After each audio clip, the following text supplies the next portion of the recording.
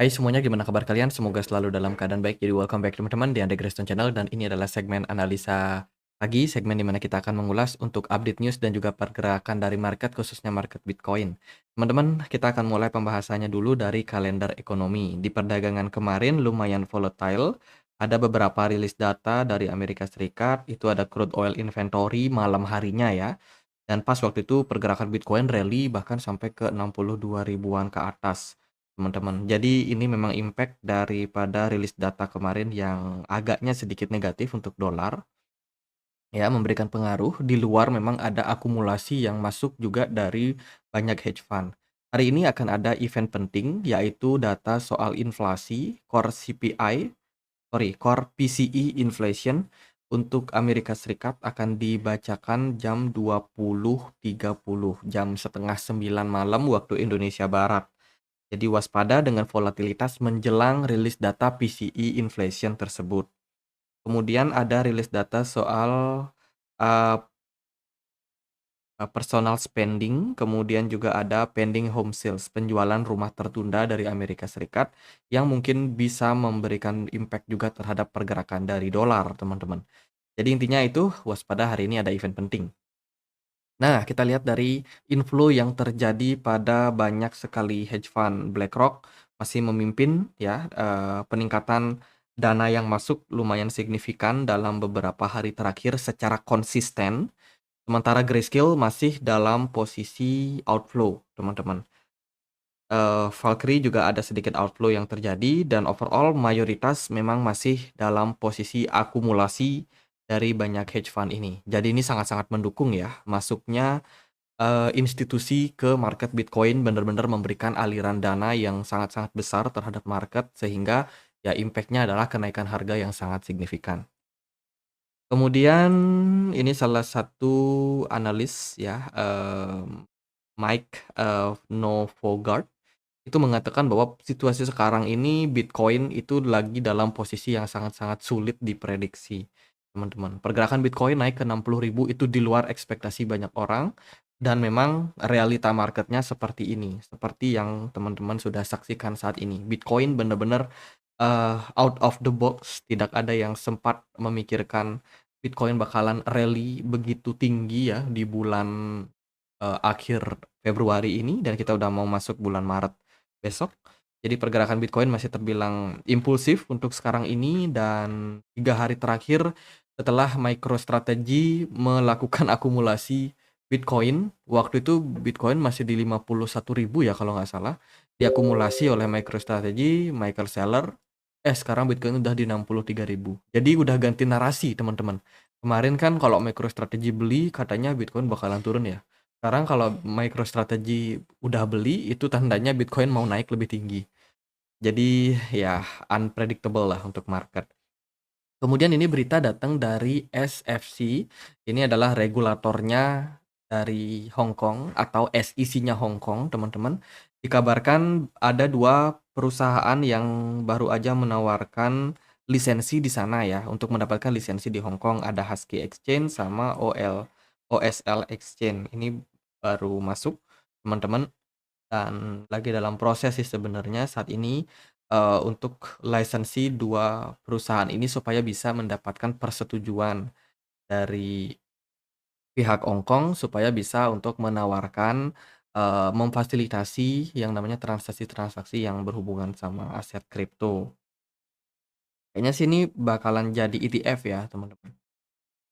Kemudian berita yang lucu datang dari Morgan Stanley. Biasanya sih kalau kita lihat ya JP Morgan, Morgan Stanley itu biasanya selalu kontra sama Bitcoin. Kemarin, dia nge-tweet gitu, bahwa dia akan consider nih untuk meng-offer, eee, klien mereka atau nasabah mereka Bitcoin spot ETF. Jadi Morgan Stanley ini perusahaan perbankan, teman-teman. Perusahaan perbankan yang notabene memang rata-rata perbankan itu tidak suka dengan kehadiran Bitcoin.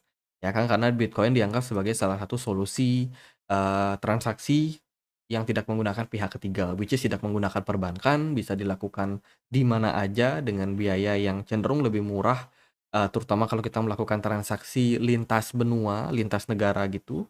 Tentu dengan Bitcoin, kecenderungannya, possibility-nya lebih murah, teman-teman, dan ya, sepertinya mereka udah mulai memikirkan ulang nih tentang sikap awal mereka yang kontra sama Bitcoin, sekarang tiba-tiba mendukung, teman-teman. Wah, ini udah mulai bagus nih berita-beritanya, teman-teman. Ya, semoga jadi good news saja buat market. Kemudian akan ada project Solana Real Estate yang dikabarkan itu bakalan memberikan airdrop sampai 160 juta airdrop di bulan April. Wah, ini siap-siap nih. Maret, April itu bakalan ada ya. Ini menarik untuk kita tunggu seperti apa proses daripada pembagian airdropnya, apakah bisa diikutin oleh banyak orang atau enggak. Bisa di-follow tuh, akun Twitternya Parch ya, Parch. PARCH, itu bisa di-follow karena kemungkinan informasi-informasinya bakalan ada di sana nih untuk airdrop, teman-teman. Oke, next berita. Kemarin saking tingginya permintaan Bitcoin yang masuk ke Coinbase sampai exchange Coinbase crash, sampai error, teman-teman. Jadi Coinbase sendiri crash following Bitcoin pump. Jadi karena banyak orang yang FOMO, kayaknya market Amerika ya yang FOMO kemarin, aliran dana masuk sampai mereka tidak bisa memproses transaksi, sampai jaringan dari Coinbase error, teman-teman. Itu bikin market sempat crash bentar ya. Pergerakan Bitcoin yang sebelumnya sudah naik sampai 64 ribuan something, itu turun sampai 59.500. Karena crash yang terjadi pada Coinbase. Tapi ini menurut saya bagus aja. Karena kan yang terjadi pada Coinbase ini bukan karena kesalahan mereka, tapi memang karena jaringannya aja yang error, teman-teman. Karena ya large search traffic ya. Traffic atau peningkatan transaksi yang tiba-tiba melonjak drastis sehingga nggak mampu nih di apa yang namanya dihadapi. Ya itulah, teman-teman. Jadi ada crash sama Coinbase. Kita akan lihat gimana kondisi dari pergerakan dari market. Nah, sebelumnya kita lihat nih koin-koin yang berpotensi dulu, teman-teman. Shiba Inu meme coin lagi bagus. Kemudian aku perhatikan ada INJ baru aja dia breakout dari apa namanya pergerakan bull flag atau maybe ini descending channel, baru aja breakout. Belum terkonfirmasi ya, kita nunggu closing time frame daily-nya. Bisa teman-teman pantau. Kemudian render juga boleh teman-teman pantau nih, render ada semacam inflow yang masuk dalam beberapa waktu, volume perdagangannya naik, kemudian smart money full. Teman-teman boleh dipantau render. Yang lain Manta, saya lagi akumulasi Manta, cuman kemarin dia nyungsep ya. Manta turun teman-teman sampai 8%. Ya udah nanti kita coba buat lihat level support lagi.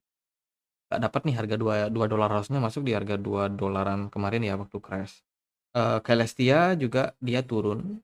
Jadi koin-koin dengan sentimen modular blockchain ini lagi diskon sementara. Doge kemarin naik 22%, bagus banget. Bitcoin naik 8%, Ethereum naiknya cuma 3%. BTC Dominance kemarin fully bullish ya, 4,8%. Oke, kita akan lihat gimana kondisi dari Bitcoin saat ini, teman-teman. Bitcoin sekali lagi dia sudah breakout dari ascending channel. Ya, ini adalah yang mereka sebut atau yang orang-orang banyak sebut mega cycles. Pergerakan Bitcoin ini bukan dari retail, tapi dari whales. Dilihat dari candle yang sangat besar, kemudian volume transaksi yang meningkat, serta smart money yang memang jelas masuk pada market.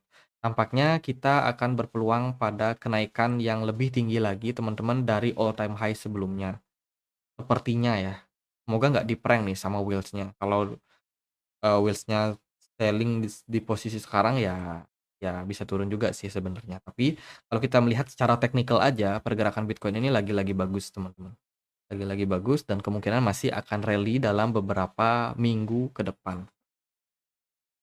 Itu kalau dari time frame 4 jam, sementara kenaikan yang terjadi pada Bitcoin ini lagi mencoba untuk menembus level resistance 63.000.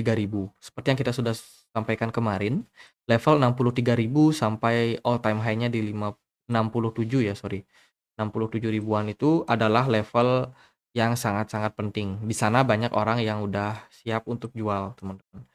Siap untuk jual dan kemungkinan Bitcoin masih akan rally sampai bensinnya habis, sampai buyer udah nggak sanggup buat beli lagi, teman-teman. Sekarang kan yang masuk ini banyak dari institusi besar. Jadi ya kita serahkan sama mereka untuk kenaikan pada Bitcoin sekarang. Kalau mereka, mau melakukan akumulasi lebih besar ya bukan tidak mungkin pergerakan Bitcoin justru malah rally. Nah ini ya kemarin di XY agak sedikit turun teman-teman disebabkan karena rilis data, inventory yang jelek dan hari ini akan ada rilis data CPI.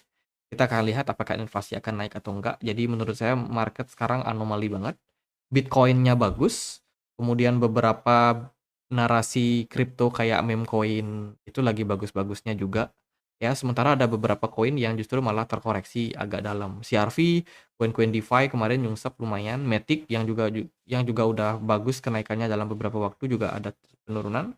Kemudian modular blockchain kayak Celestia dan Manta juga kena imbas. Polkadot juga kemarin kena crash. Jadi anomali, teman-teman.